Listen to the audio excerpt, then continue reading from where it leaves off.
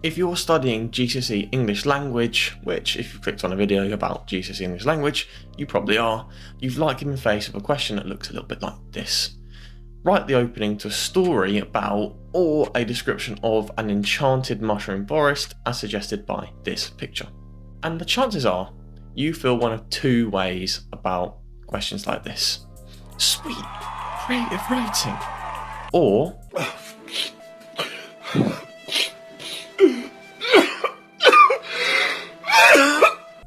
now, regardless of where you sit on the creative writing pain spectrum, here's the good news. Writing an exam-winning piece of description or story isn't about waking up one day with natural talent or waiting for inspiration to strike like a lightning bolt from Shakespeare himself. It's about knowing exactly what the examiner wants and delivering it every single time. If you're wondering who I am, I'm Sam, and I've been a tutor for 4 years now, helping dozens of students, many of whom thought they're actually bad at creative writing, turn vague, rushed paragraphs into the kind of vivid, controlled creative writing that examiners absolutely love. And today, I'm going to give you my foolproof method for doing the same, and it's called the Creative Writing Checklist. And if you can tick off every item on it in your answer, you'll not only feel more confident in the exam, but you'll massively increase your chance of hitting those top marks. Let's get into it. So the Creative Writing Checklist is essentially your toolkit for creative writing questions. Now, if you're doing AQA, you'll apply it to these kinds of questions. And if you're on Edexcel, you'll be applying it to these kinds of questions. Now, it's not about stuffing your writing with every fancy word you've ever heard or sprinkling in random metaphors until it sounds like a rejected Harry Potter chapter. Instead, it's about 4 key items, and you should aim to use all of them in every single piece of creative writing that you do. And these are the 4 items I want you to learn. Language devices, which are the techniques that allow readers to mentally model the characters, events, and settings in your writing. Structural devices, which is the way you organise and pace your writing to keep the reader hooked from the very first line to the very last.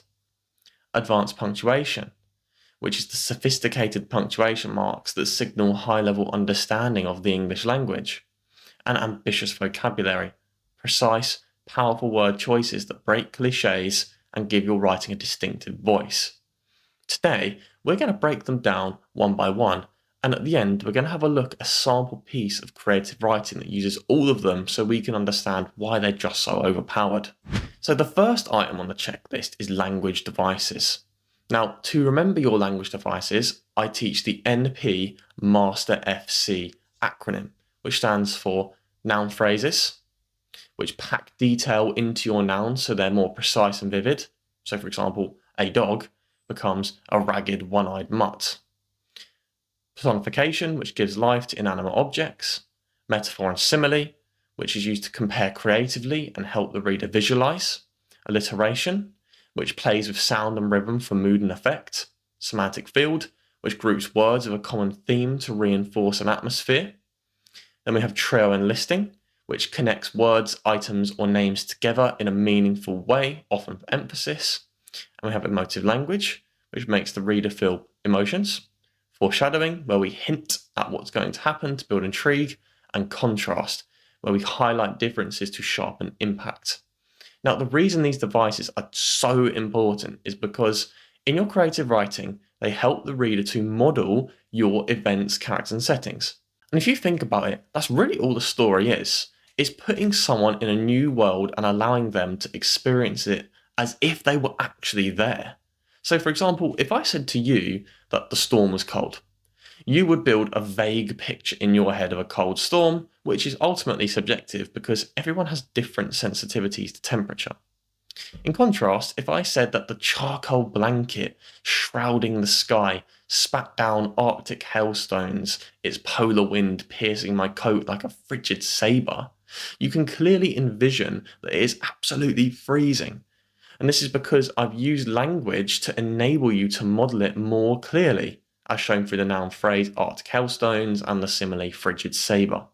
Now, just bear in mind that the trick isn't to cram these all into one paragraph like a checklist robot. You're trying to weave language into your writing so it feels natural and vivid, not chaotic.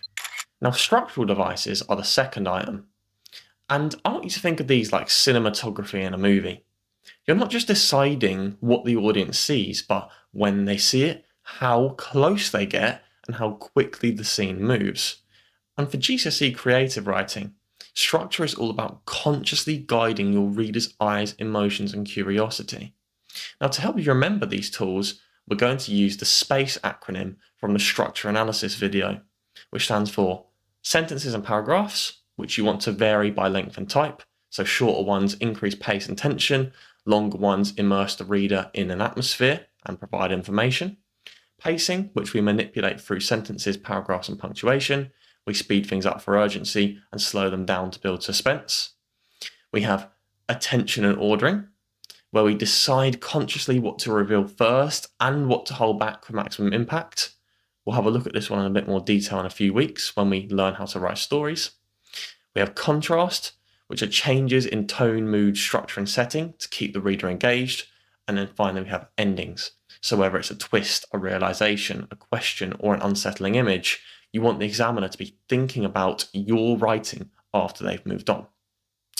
Now, when you use structure well, you're not just writing about a scene, you're directing it, making every sentence push the reader exactly where you want them to go.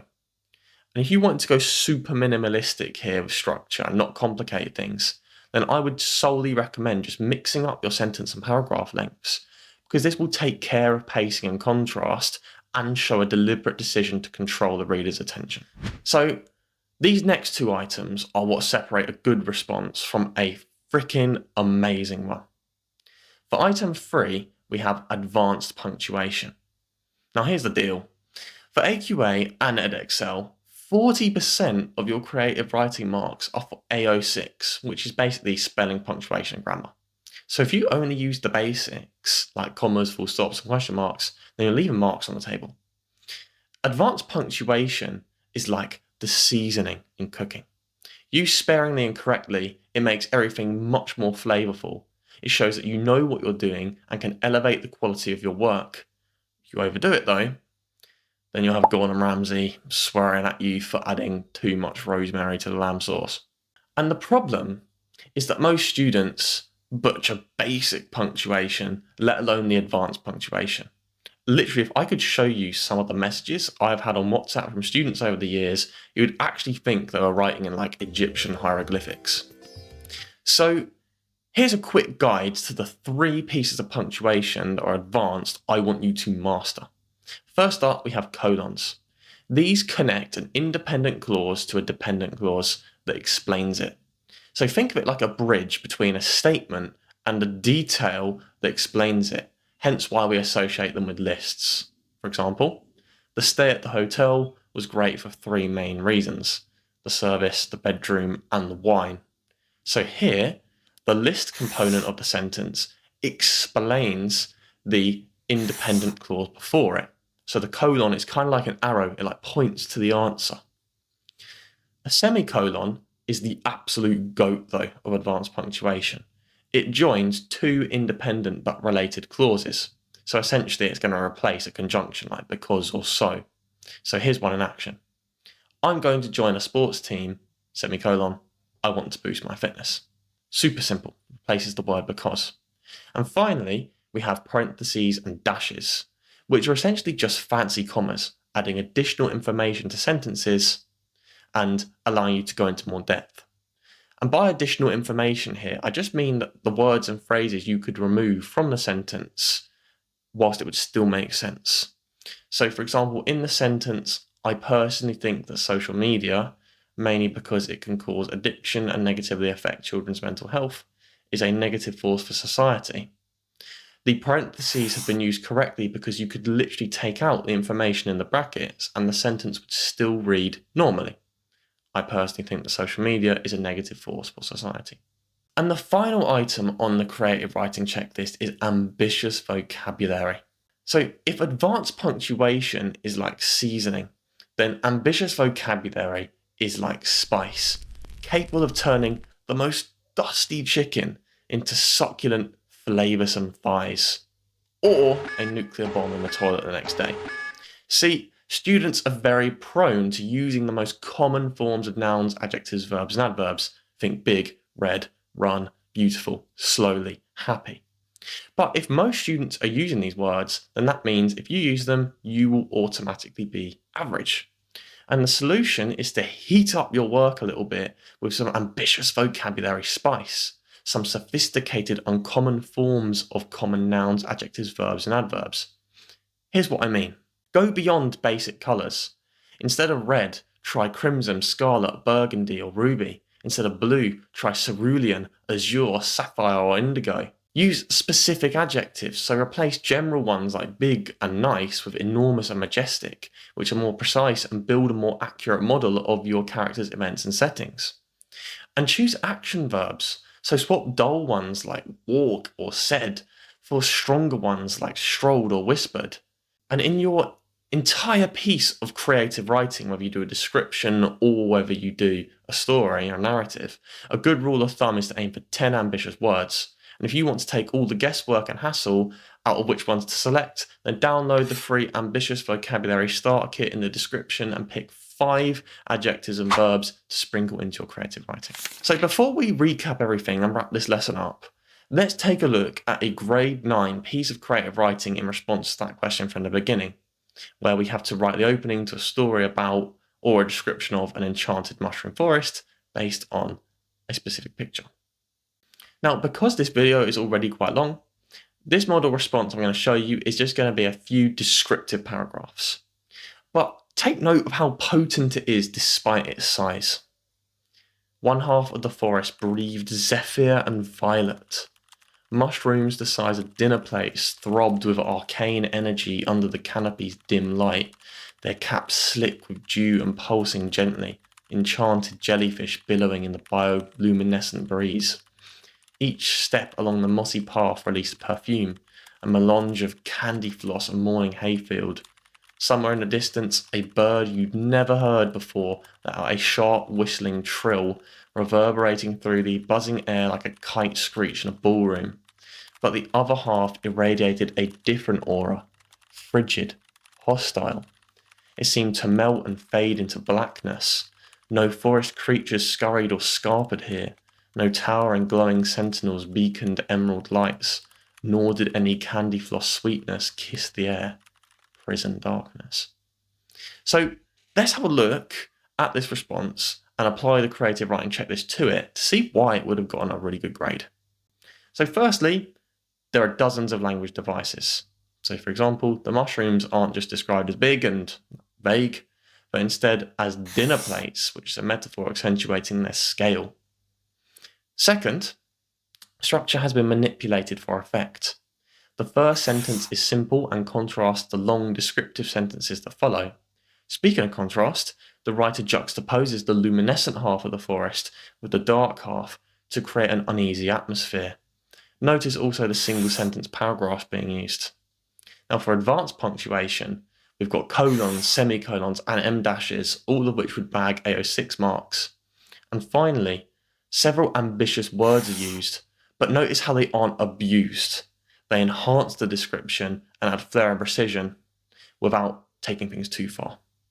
8 sentences, and we've ticked every single box on the creative writing checklist. And if you can do this, you won't just survive question 5, you'll absolutely nail it. And there you have it, your ultimate creative writing checklist. Ready to turn your stories and descriptions from meh to mesmerizing, which is an ambitious word to add to your vocabulary, by the way. But this is just the beginning. If you thought mastering language, structure, punctuation, and vocabulary was game-changing, then wait until the next video, where we apply this checklist to crafting characters for your GCSE creative writing. We'll cover everything from the micro details that make them feel real to the subtle tricks that make readers care about what happens to them. So make sure you hit that subscribe button right now and turn on notifications so you do not miss the lesson that could literally be the difference between a pass and a top grade. Stay strong, and I'll see you in the next video.